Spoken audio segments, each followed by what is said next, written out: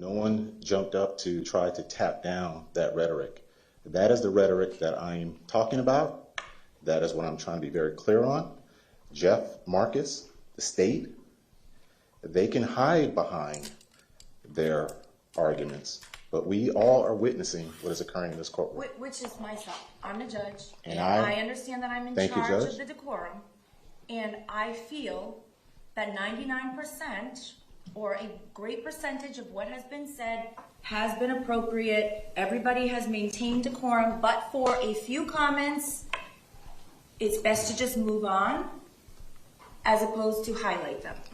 This is true, Judge, but I am witnessing a building of momentum, and I'm encouraging the court to direct the state to tap down on that momentum so it does not reoccur and it does not become a theme. Thank you, Judge. Your Honor, for the record, the only thing the state has said to any of these witnesses when they get up is, would they like to say something on behalf of the victim they're representing? There's been no encouraging or inciting, as Mr. Weeks has put on this record. That is a blatant falsehood and a recreation of the record. As far as no objections being made, it's the defense that could have objected. It's not the state's duty to object to their own witnesses when they're testifying. Okay.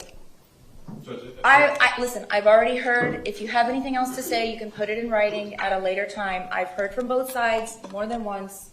That's going to be it. I've made my decision. Like I said, 99% of what's been testified to has been appropriate. I do not want to highlight the few things that were said that were perhaps not appropriate, and let's move on.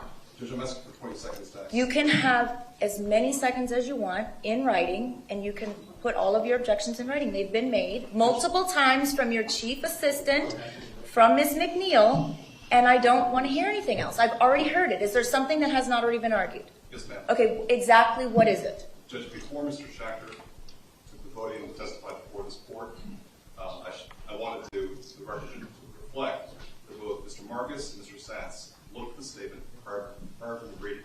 And so their implicit adoption of what he was saying, this improper arguments, was improper in this court, and the court should chastise. Okay, but what you are doing right now is highlighting something and making more of a spectacle. So if your office in general does not want to facilitate or incite violence, then we need to just sit down and move on. That's it. There were 18 witnesses, 16 or 18 witnesses that testified today. There was nothing that was said until Ms. McNeil made her point made, and, you know, we're moving on. But is the court going to do anything about maybe stopping it from happening again?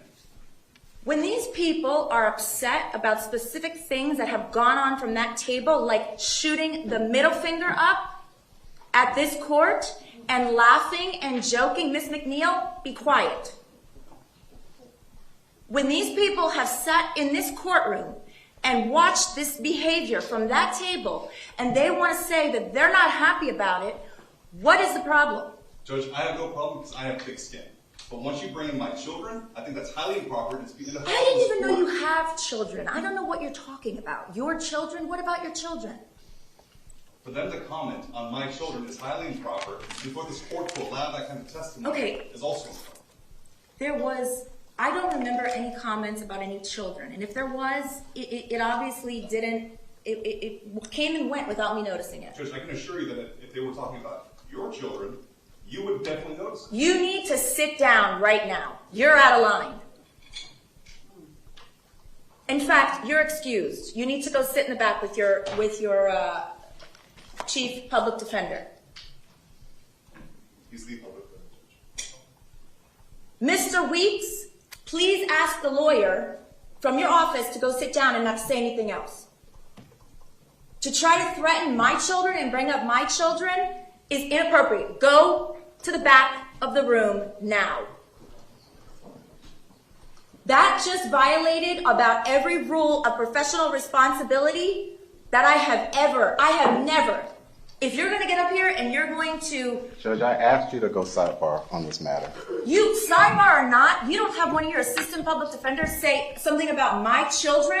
Judge, that same venom that the court is expressing is the same venom that defense counsel had to sit through this entire morning when She their brought children up her were children being multiple referenced. times during the trial. Nobody knows if I'm barren or not. They don't know Judge, about my children. Judge. Sit down. Sit down. Judge, Sit down, Mr. Weeks. please do not summarily dismiss me. I'm summarily dismissing I'm you. asking the Go court. sit down. I'm asking the court.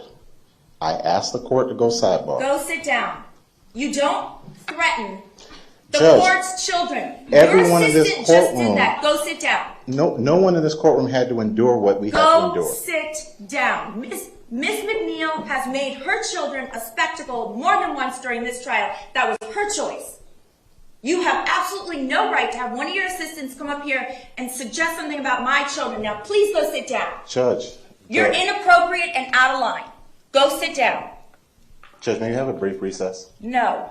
Go sit down. May I have a brief recess so I can speak to my attorneys? We're moving on with the sentencing, Mr. Weeks. So can I have a brief recess? No. Thank you. It's 1:36. Thank you. State, go ahead and call your next witness. Mr. Anthony Montalto.